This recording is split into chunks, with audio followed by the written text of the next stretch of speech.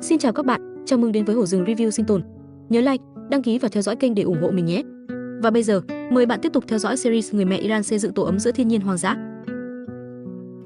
Nazi là một người mẹ đơn thân sống một mình trên núi. Cuộc sống của cô tuy vất vả, nhưng Nazi vẫn luôn cố gắng giữ cho mọi thứ chỉn chu. Mỗi ngày, cô đều tìm cách để cuộc sống của hai mẹ con ổn định hơn một chút. Sáng nay, vừa thức dậy, Nazi dùng nước suối mát rửa mặt cho cô con gái nhỏ, bé Lisa. Dù sống giữa thiên nhiên hoang dã, Nazi vẫn dạy con rằng phải luôn giữ mình sạch sẽ và tươm tất. Sau đó, cô khoác chiếc đĩu lên vai, bắt đầu đi đến khu vực gần đó để thu thập thêm đá phiến. Cô định dùng những tấm đá ấy để gia cố bức tường căn nhà nhỏ của Lisa mình. Ngoan ngoãn đi theo mẹ, thi thoảng còn cố gắng giúp mẹ một tay. Dù những tảng đá có phần nặng nề với cô bé, nhưng Lisa vẫn kiên trì, mong mẹ bớt vất vả hơn. Chưa đi được bao nhiêu chuyến, thì người hàng xóm tốt bụng, Phạt Đinh, xuất hiện. Anh chủ động đến giúp Nazi vận chuyển đá. Có thể anh đến vì nhiều lý do khác nhau, nhưng tấm lòng và sức lực anh bỏ ra là thật. Nhờ có Phạt Đinh phụ giúp xây tường bao, Nazi có thể tập trung mở rộng thêm không gian trong căn hầm đất. Cô chỉ mong nơi ấy đủ ấm áp để con gái có giấc ngủ. Bởi việc dựng một nơi trú ẩn giữa núi rừng không hề dễ dàng. Nhưng dù chậm, Nazi vẫn kiên trì từng ngày. Phạt Đinh còn giúp cô khoét một ô cửa nhỏ trên bức tường phía để ánh sáng và không khí có thể lọt vào bên trong. Ngôi nhà tuy nhỏ nhưng đủ đầy, ấm cúng, đúng nghĩa nhà. Lisa ngồi nhìn mẹ làm việc, rồi cũng bắt chước, cố gắng giúp mẹ nhặt đá, dọn đất. Cảnh tượng khiến ai nhìn cũng thấy ấm lòng. Chỉ sau vài ngày ngắn ngủi, 3 bức tường chính của căn nhà đã dần hiện lên vững chắc, nhưng ông trời dường như luôn muốn thử thách Nazi. Một trận mưa tuyết kéo đến, cuốn đổ cả một bên tường vừa mới dựng xong. Trong khi ra ngoài thu gom, Nazi chẳng may bị trượt ngã, đập đầu xuống đất. May mắn thay, cô chỉ bị chảy xước nhẹ trên trán. Phạt Đinh liền đưa cô về nhà mình, giúp băng bó vết thương. Anh còn khuyên cô nên ở lại nghỉ vài hôm, nhưng Nazi vẫn quyết trở về căn nhà nhỏ giữa núi rừng, bởi với cô, đó mới thật sự là nhà. Hơn nữa, căn hầm đất giờ đã đủ rộng và ấm. Dù bên ngoài chưa hoàn thiện hết, nhưng chừng đó cũng đủ để hai mẹ con sinh sống. Từ đó, Phạt Đinh thường xuyên qua giúp đỡ, cùng mẹ con Nazi vượt qua khó khăn. Đôi khi, anh còn mang đến những bất ngờ nhỏ khiến hai mẹ con hôm ấy, trong lúc đi nhặt củi, Nazi phát hiện một điều kỳ lạ giữa những bụi cây rậm rạp. Nazi cẩn thận hái mấy cây nấm mọc trong bụi rậm. Cô sâu chúng lại thành xiên rồi nướng lên dùng bữa. Trong vẻ ngoài thì chẳng hấp dẫn mấy, nhưng hương vị lại khá ngon miệng, cũng đủ để mẹ con cô bổ sung chút năng lượng. Rút kinh nghiệm từ lần xây tường trước, lần này Phạt Đinh mang đến thêm một bao rơm khô. Họ trộn rơm với đất sét vừa đào lên, thêm nước để làm chất kết dính tự nhiên. Tuy bề mặt không mấy đẹp mắt, nhưng độ chắc chắn đã được nâng lên rõ rệt. Để tránh nửa bức tường còn lại bị sụp đổ, Nazi quyết định dỡ bỏ phần yếu đi để xây lại từ đầu. Sau đó cô chát lại toàn bộ bằng đất sét mới. Lớp đất được nện kỹ giúp tường vững vàng hơn nhiều, coi như đã tận dụng triệt để mọi vật liệu quanh mình. May mà trước đó Nazi đã đào hang đủ sâu.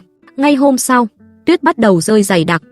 Thời tiết thế này chẳng thể làm việc ngoài trời. Nazi căng tấm nhựa lên khung gỗ trên mái để ngăn tuyết rơi vào bên trong nhà. Sau đó cô cầm xẻng dọn bớt tuyết tích tụ trước cửa hang.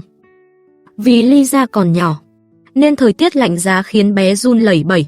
Nazi đặt một chậu than ngay trước cửa hang, nhóm lửa để sưởi ấm không gian bên trong. Cô còn đun một ấm trà nóng để hai mẹ con cùng sưởi ấm. May mắn thay, tuyết không kéo dài quá lâu, để tránh tuyết tan ngấm vào tường đất gây sụt lở. Nazi lại cầm xẻng ra dọn tuyết trên mái hang. Xong việc, cô quay lại nhóm lửa, nướng vài củ khoai cho bữa ăn giản dị. Dù đơn sơ, nhưng vẫn đủ ấm lòng. Thế nhưng vì thời tiết quá lạnh, Lisa bắt đầu bị sốt nhẹ. Nhìn con gái mệt mỏi, Nazi lo lắng cô khoác thêm áo, rồi đi hái vài loại thảo dược gần đó. Tiện thể cô gom thêm ít củi khô để đốt sưởi. Trở về nhà, cô nhóm lửa lên, đun sôi nước trong ấm và cho thảo dược vào. Khi thuốc đã sôi, Nazi đổ ra chén cho Lisa uống. Cô nhẹ nhàng đỡ con uống từng ngụm nhỏ, hy vọng có thể giúp con hạ sốt. Sau một giấc ngủ sâu, gương mặt Lisa đã hồng hào trở lại.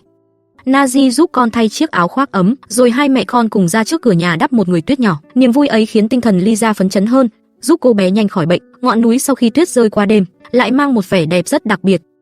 Sau một đêm dài, ánh nắng lại tràn ngập khắp mặt đất. Lớp tuyết bắt đầu tan dần đi. Nazi nhóm lửa, pha một ấm trà sáng, cùng con gái uống xong, rồi dắt con ra bên đường lớn. Hai mẹ con xin đi nhờ xe vào làng. Nazi muốn xem có ai cần thuê làm việc vặt không. Sau khi bị từ chối ở vài nhà, cuối cùng cũng có một người tốt bụng mời họ vào nhà. Người đó đang làm bánh. Có người giúp thì sẽ đỡ vất vả hơn nhiều. Còn với Nazi, những việc như thế này quá quen thuộc. Chiếc chày cán bột dưới tay cô di chuyển nhanh thoăn thoắt. Chẳng bao lâu sau, toàn bộ số bột đã được cán xong. Công việc hoàn thành, cô được trả công hậu hĩnh. Nhưng Nazi cảm thấy số tiền đó hơi quá so với công sức bỏ ra. Cô lấy ra vài tờ, đưa lại cho bà chủ nhà. Thấy cô kiên quyết không nhận thêm, bà chủ liền gói cho cô một túi bánh mới nướng xong, để hai mẹ con mang về ăn. Khi họ trở lại nơi trú ngụ, trời đã ngả chiều. Người quay phim ghé cửa hàng gần đó, mang cho Nazi vài món đồ sinh hoạt, trong đó có cả quần áo và vớ mới cho bé Lisa. Thời tiết ngày càng lạnh, nên giữ ấm là rất quan trọng. Nazi múc ít tuyết, cho vào nồi, đun nóng lên để rửa sạch người cho Lisa. Sau đó, bé thay bộ quần áo mới. Phải nói rằng người quay phim có gu khá tốt. Quần áo mua về rất vừa vặn. Nazi giặt sạch bộ đồ cũ, mang ra treo lên cành cây gần đó cho khô. Sau đó, cô lấy chăn mền ra sắp xếp lại, tiếp tục mở rộng căn lều tạm của hai mẹ con. Đất đào lên được trộn với cỏ khô, rồi chát lên tường đá để gia cố thêm. Bé Lisa cũng nhiệt tình giúp mẹ, nhưng vì còn nhỏ nên chẳng có sức bao nhiêu để có đủ củi sưởi ấm qua đêm. Nazi điệu Lisa lên lưng rồi tiếp tục đi kiếm củi. Nazi đi lên ngọn núi phía sau nhà. Ở đó, cây cối rậm rạp và phong phú hơn. Cô trải dây điệu xuống đất, đặt Lisa nằm yên trong đó. Sau đó, Nazi bắt đầu trèo lên cây, bẻ những cành khô mang về làm củi đốt. Đừng nghĩ cô là phụ nữ yếu đuối, thân hình nhỏ bé ấy leo trèo rất nhanh nhẹn và dẻo dai. Khi đã gom đủ một đống củi lớn, Nazi xếp chúng lại gọn gàng, dùng dây thừng buộc chặt thành bó, rồi cô vác tất cả lên vai, ôm Lisa vào lòng. Dù mệt nhoài, cô không hề than vãn một lời, bởi vì cô hiểu cuộc sống vốn dĩ là như thế. Khi về đến chỗ trú ngụ, Nazi nhóm lửa, đặt Lisa ngồi gần bếp, sưởi ấm đôi chân bé nhỏ của con. Hai mẹ con lại sớm chìm vào giấc ngủ trong hơi ấm của lửa.